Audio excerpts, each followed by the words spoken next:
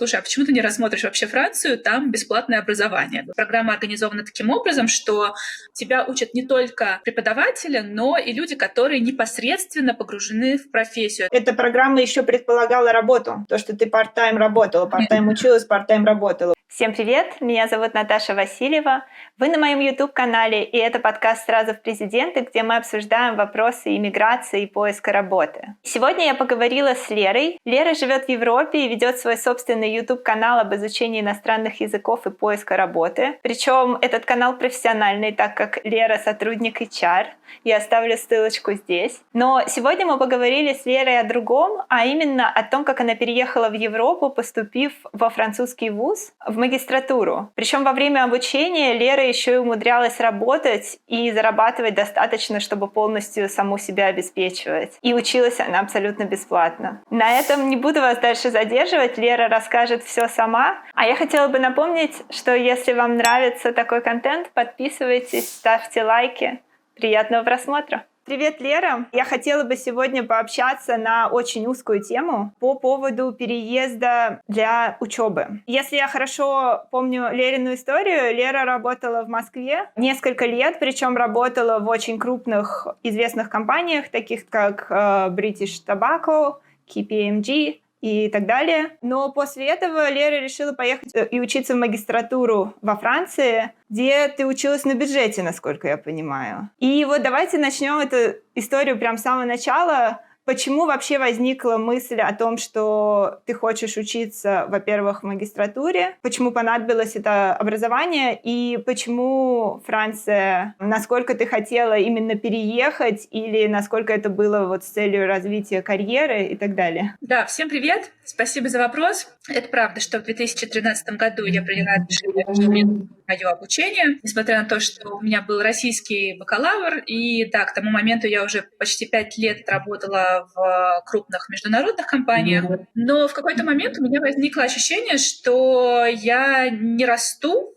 То есть я меняю разные функции, я меняла функции именно вот в разрезе HR, то есть я начинала в административном HR, потом я перешла в компенсации льготы, потом я опять вернулась в сферу скорее больше административную, нежели там что-то еще. И когда я общалась с более такими взрослыми, солидными стейкхолдерами, я думала, ну как они достигли этого уровня, почему они такие крутые, почему я на их фоне себя ощущаю таким недосотрудником. И мне подумалось, что, наверное, что-то они такое сделали, что привело их туда, где они находились на тот момент. И одним из таких моментов было именно то, что я видела у них классное образование. То есть у них у всех было какое-то интересное образование, международный опыт. Я видела, что тот опыт, который у них происходил на момент, когда я с ними общалась, что это какая-то маленькая крупинка во всем том, что они, в принципе, делали. Поэтому я начала посматривать различные варианты. Я понимала, что просто переехать куда-то по работе на тот момент не представлялось возможным, потому что я была все-таки очень таким джуниористым специалистом, и я не имела вообще никакого представления, как это сработало бы.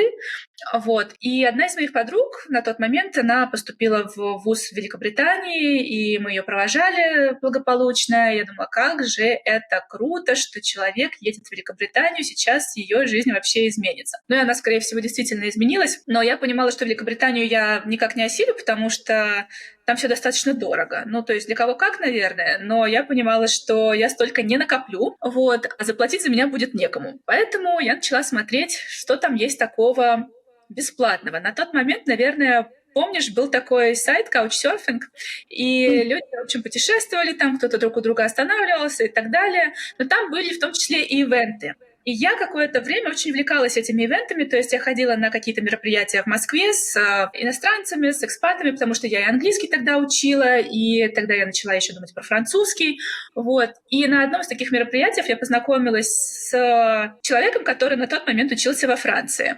Вот. Он из Перу. И он мне рассказал эту историю, что, слушай, а почему ты не рассмотришь вообще Францию, там бесплатное образование? Я говорю, ну, в смысле бесплатное? Для кого это оно бесплатное? Он говорит, ну, оно для всех государственных вузов там бесплатное. И на тот момент это действительно была правда. Я знаю, что сейчас Франция немножко изменила условия, то есть даже государственное образование, оно прям совсем чуть-чуть, но платное. Мы сможем сейчас вот тут на экране где-то вывести информацию с Campus France, потому что у них, как правило, самая последняя информация. Но это изменение произошло чуть-чуть позже, когда я переезжала в 2014 году. То есть в 2013 я начала планировать и думать, в 2014 я переехала. Вот. На тот момент для иностранцев в государственных вузах образование тоже было бесплатное. То есть все, что от нас требовалось, это заполнить досье, которое они там просили, предоставить те или иные документы, сертификат о владении иностранным языком. И, в принципе, все, если тебя выбрали. А у меня был шанс вообще не быть выбранной, потому что я знаю, что из России достаточно много людей подалось в тот вуз, в который я пошла. Мы сейчас тоже сделаем тут картиночку, чтобы на нее можно было кликнуть. Я видела просто, сколько людей подалось. Вот. Точнее, я увидела это потом, но все равно уже ретроспективно я понимала, что шансы были не очень велики, но там был такой момент, что они на последнее финальное собеседование людей пригласили в Париж. То есть нужно было приехать в Париж на финальное собеседование. А у меня нет визы. И я буквально за 3 дня получила эту визу. Я не знаю, как я ее получила, но я просто от балды купила билеты, подалась на эту визу, и через 3 дня мне дали визу. И таким образом только я попала на это собеседование. И, собственно говоря, только 2 из всего списка из России попали на собеседование именно в Париже, и нас 2 выбрали. Вот. Вау, окей. Да. И мы обе учились в одной группе. То есть люди просто банально не доехали на это собеседование. Да, я думаю, что многие просто реально не доехали, потому что, не у всех есть готовая шенгенская виза прямо всегда, вот, и у меня ее тоже не было. Поэтому это скорее было чудо, что я туда доехала. Со мной поговорил очень такой солидный профессор, который преподавал в вузе. Потом там была встреча с одним из представителей из компании, потому что программа организована таким образом, что тебя учат не только преподаватели, но и люди, которые непосредственно погружены в профессию. То есть там кто-то из L'Oréal приходит, кто-то из Tetra Pak приходит, кто-то из Danone зайдет. И вот они все там чем с тобой делятся. И, в общем, у каждого на собеседовании присутствовал один преподаватель и один человек из какой-то компании. Слушай, это очень круто. Это очень круто, когда люди из индустрии учат, не только люди из академии, потому что у них есть реалистичный опыт, они знают, как вообще бизнес сейчас ведется и так далее. А скажи, я поняла, почему ты выбрала Францию, потому что там было бесплатное образование. А как ты выбрала программу? Программу легко выбрала, потому что на тот момент у меня было почти 5 лет в области HR.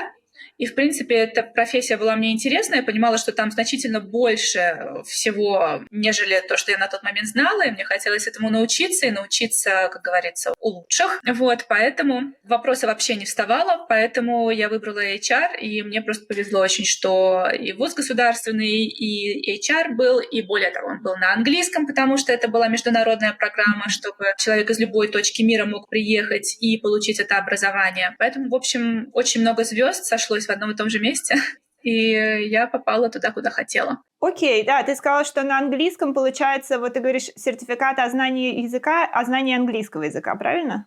Да, если программа на французском, то сертификат по французскому. Если это программа на английском языке, то да, нужен был IELTS.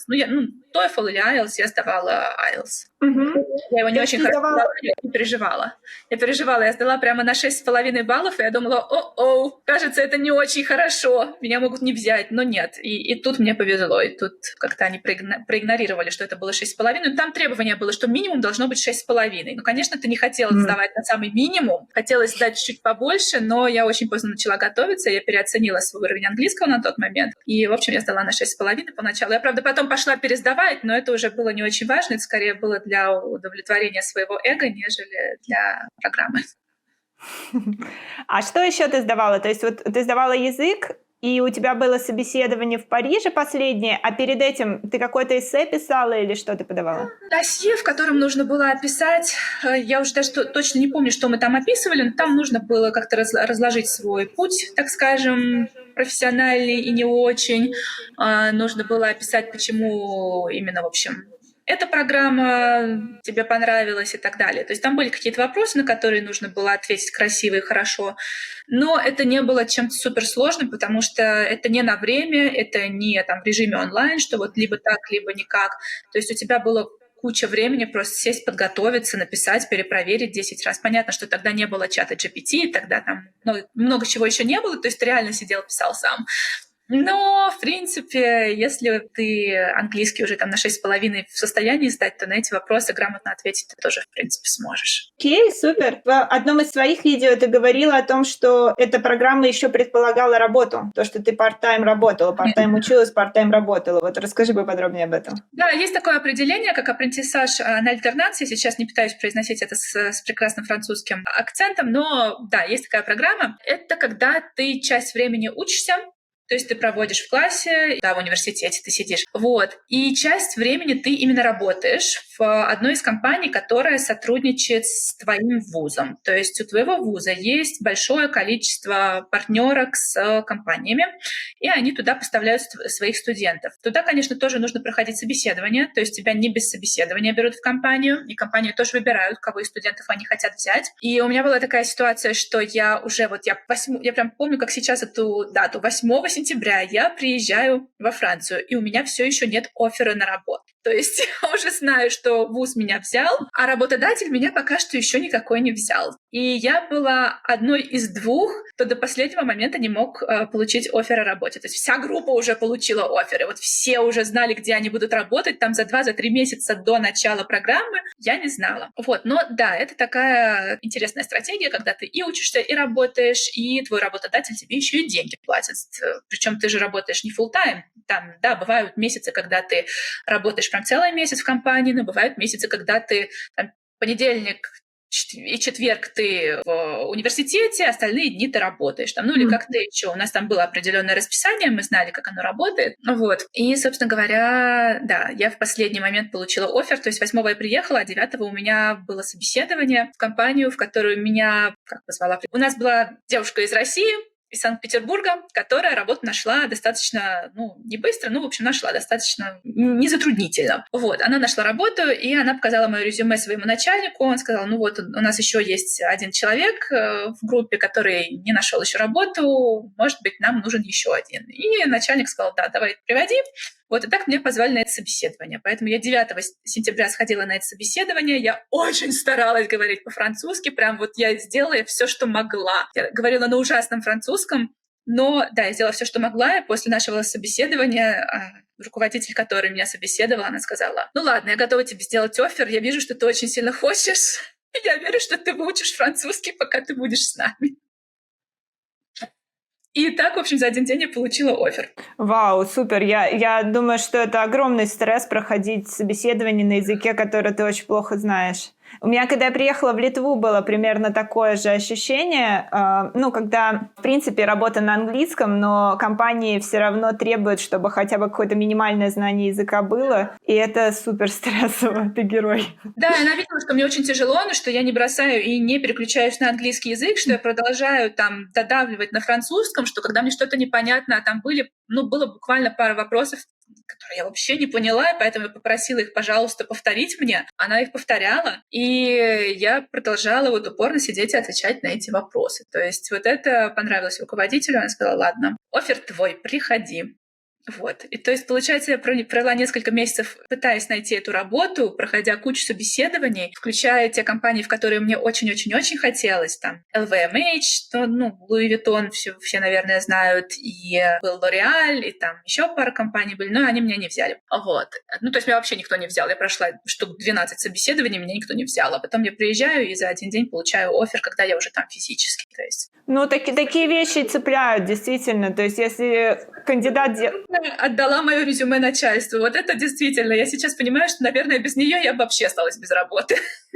Знаешь, мне кажется, нетворкинг очень часто решает, действительно, потому что тебе нужно попасть, во-первых, в принципе, в систему. Во-вторых, если тебя кто-то советует, уже есть какое-то ощущение, что, наверное, этот человек, достойный как минимум, да. И плюс, если человек делает что-то из рода вон выходящее, например, говорит на языке, на котором он плохо говорит, но все равно продолжает говорить. То есть это, мне кажется, очень много говорит работодателю. Я тоже так думаю, и я, конечно, очень благодарна, что они меня взяли, и что моя учеба, в принципе, прошла достаточно гладко. Единственное, что пошло не гладко, это то, что мне разрешение на работу не хотели давать. Мне сказали, это же ваш первый год. Я говорю, да, вот только приехала, вуз меня взял. Они говорят, вам не положено разрешение на работу. Я говорю, как же не положено, когда другие студенты получили? А там какой-то был такой закон, который по-разному немножко разные места трактовали, и получилось опять, да, так, что я была среди той двойки, я всегда в какой-то непонятной двойке. В общем, я была в той двойке, которая не получила разрешения на работу. И поэтому мой контракт пришлось переделать с вот этого вот апрентисажа на, я сейчас боюсь соврать, по-моему, это был интерн обычный. То есть мне компания переделала контракт, и я училась по другому контракту. В общем, это была странная история. Мой вуз пытался это как-то пофиксить. Мои одногруппники звонили тем людям, которые не давали мне разрешения на работу, но, в общем, ничего сделать не удалось, поэтому официально программа называлась вроде как апрентисаж, но по факту у меня был другой контракт. Вау, подожди, а платить они тебе могли как интерну? Да, они платили. Единственное, налог чуть-чуть изменился, и у меня было чуть-чуть больше налога. Ну, прям совсем чуть-чуть, но когда ты очень бедный и когда ты очень студент, для тебя каждые там 50 евро, они имеют значение. Поэтому, конечно, я расстроилась ужасно, но, с другой стороны, я понимала, что это все равно лучше, чем ничего. Вот. И, в принципе, если я произносила ту сумму, которую я тогда зарабатывала где-то в России, все такие: и ты не можешь прожить на эти деньги? Ну, это Париж, там очень дорого, поэтому да. Даже при том, что у меня тогда оплата в месяц была больше 1000 евро, все равно прожить было достаточно сложно. Но все-таки, получается, тебе хватало этих денег на оплату жилья, на еду, там, на какие-то расходы? Или жилье тебе вуз предоставлял? Нет, он не предоставлял, и жилье — это очень сложная тема вообще. В Париже особенно его категорически сложно найти, но мне и здесь повезло. В общем, человек, который жил с вот этим вот чуваком, который мне изначально рассказал, в принципе, про Францию, про программу, он съехал, и поэтому этот парень из Перу, он мне позвонил, говорит: слушай, в одной комнате буду жить я со своей девушкой, а вот другая комната свободна. Ты хочешь, чтобы я тебя порекомендовал человек, которому эта квартира принадлежит? Я говорю: да, конечно, порекомендуй. И все, и так меня взяли, в общем, в эту квартиру, и да, я жила с соседями по квартире, но я где-то жила. У нас были люди, которые очень долго не могли вообще найти жилье, они там жили в каких-то Airbnb, еще где-то. Мой доход мне бы этого не позволил, поэтому я была очень счастлива, что он меня взял в эту квартиру. Вот, жить было, конечно, очень сложно, но это уже другой вопрос. Вот, мне как минимум было где жить, и комната эта стоила 550 евро. Я как сейчас помню, она находилась чуть-чуть за пределами самого Парижа, но там есть такая штука, КАФ она называется, которая студентам, которые снимают официально жилье, вот имеют контракт на это жилье, они компенсируют какую-то сумму. По-моему, тогда мне с этих 550 компенсировали что-то типа 250, по-моему, в месяц или что-то вообще около того. То есть в итоге почти половину? Да, в итоге получается не так плохо. Класс, окей.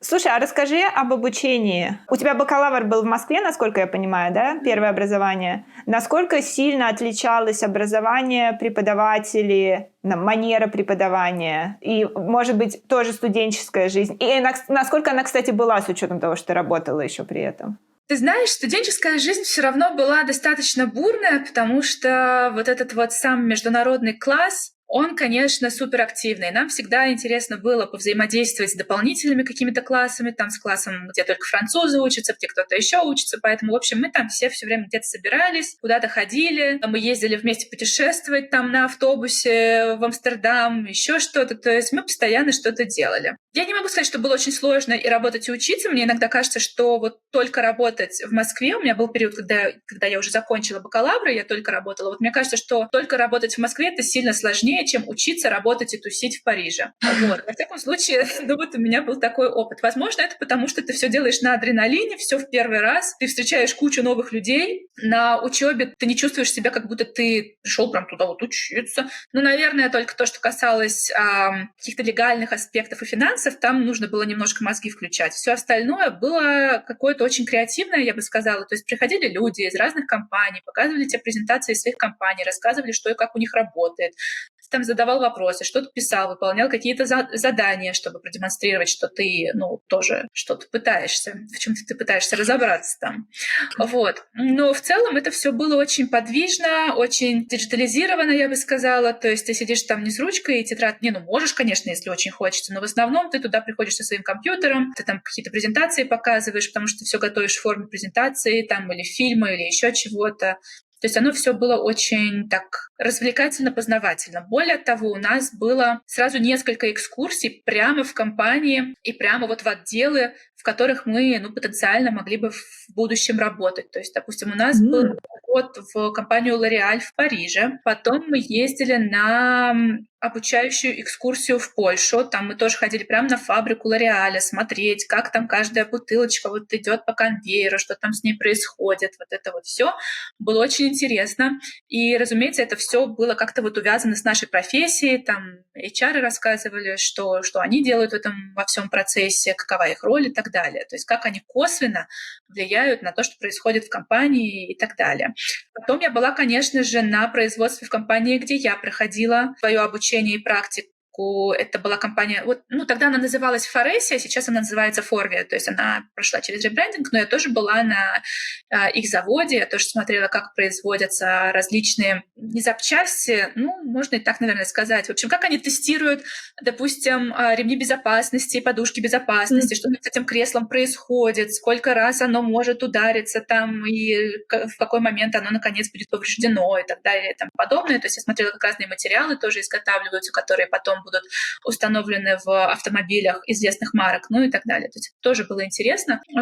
И у нас такого было много. Ты прям ходил, смотрел, все трогал практически руками своими. И с этим знанием ты потом возвращался в университет, а из университета потом ты возвращался к себе на работу и внедрял то, что ты изучил. Как здорово. Мне кажется, что это прям увлекает намного сильнее, чем просто допустим, сидение в классе и прослушивание какой-то скучной лекции, а когда ты приезжаешь, когда ты можешь своими руками посмотреть, когда ты общаешься с профессионалами, которые тебе рассказывают, я не знаю, как проходит их день, чем они занимаются постоянно, как они влияют на бизнес и прочее. Да.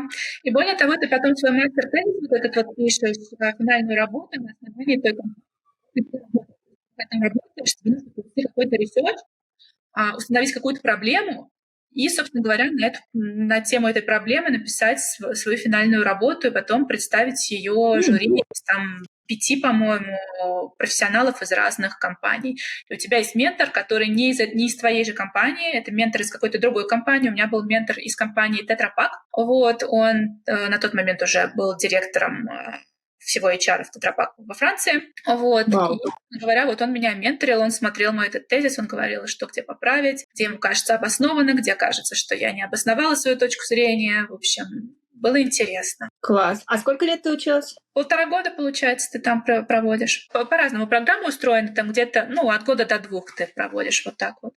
Но у меня где-то было 1,5 года. Я поняла. И расскажи немножко, какие у тебя были планы после обучения? Что ты планировала изначально, когда ты приезжала туда? Планировала ли ты вернуться обратно в Москву, или ты планировала там остаться? И насколько это оправдалось, что случилось после? Я вообще, когда туда ехала, я не знала, что мне планировать, потому что это был какая-то черная дыра, в которую я ехала одна. Я заняла тогда, я помню, 1000 евро у своего бойфренда. У меня были какие-то свои деньги, но ты же потратишься на билеты на самолет, потом тебе нужно за первый месяц за жилье за это заплатить. А я все-таки была младшим специалистом в Москве, то есть на мою зарплату прям сильно там не разгуляешься в Париже. Я помню, я тогда заняла у него 1000 евро. Он тогда еще смеялся, что это инвестиция, это не помощь, это я так инвестирую. Я так, да.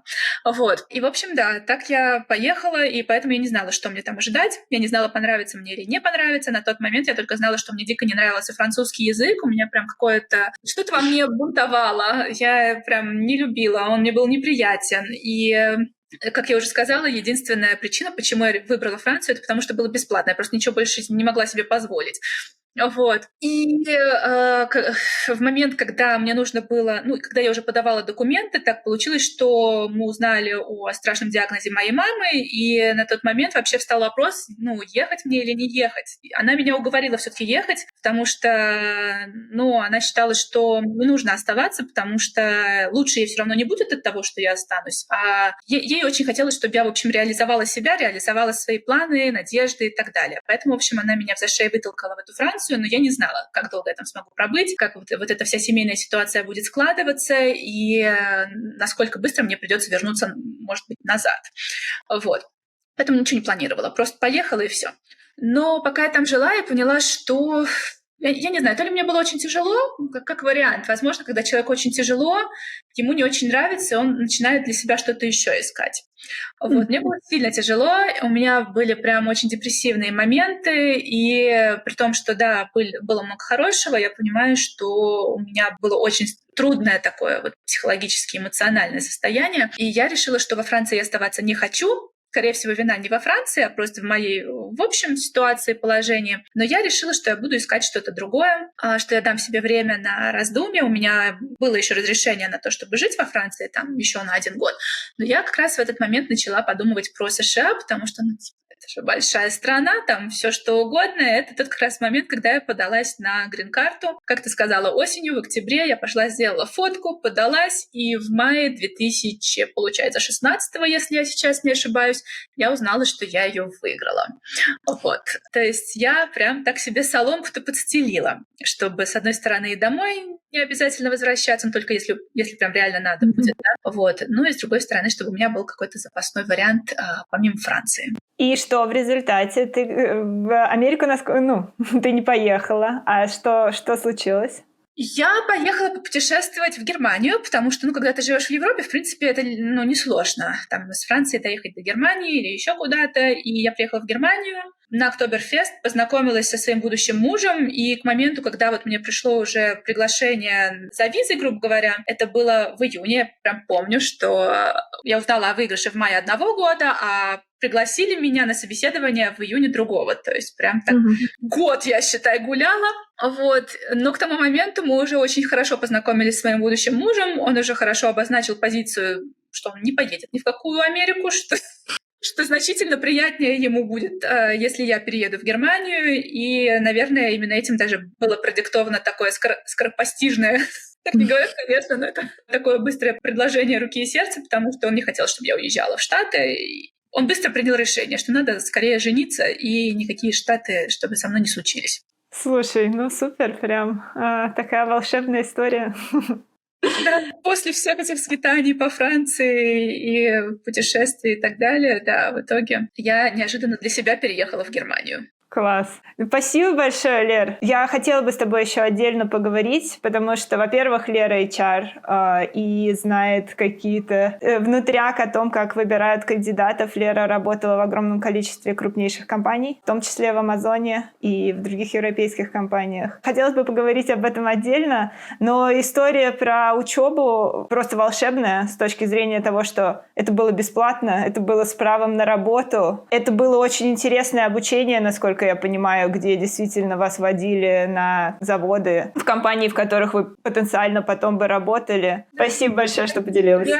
На этом на сегодня все. Спасибо большое за внимание. Надеюсь, вам понравилась история Леры. Если у вас остались вопросы, пишите, пожалуйста, их в комментариях или делитесь своими собственными историями. Нам обеим будет очень приятно с вами пообщаться. А у меня самой осталось еще огромное количество вопросов к Лере по поводу ее профессиональной сферы, как HR в сфере IT. Об этом мы поговорим в следующих видео. Если вам интересно, подписывайтесь, ставьте лайки, оставайтесь с нами. До скорых встреч. Пока-пока.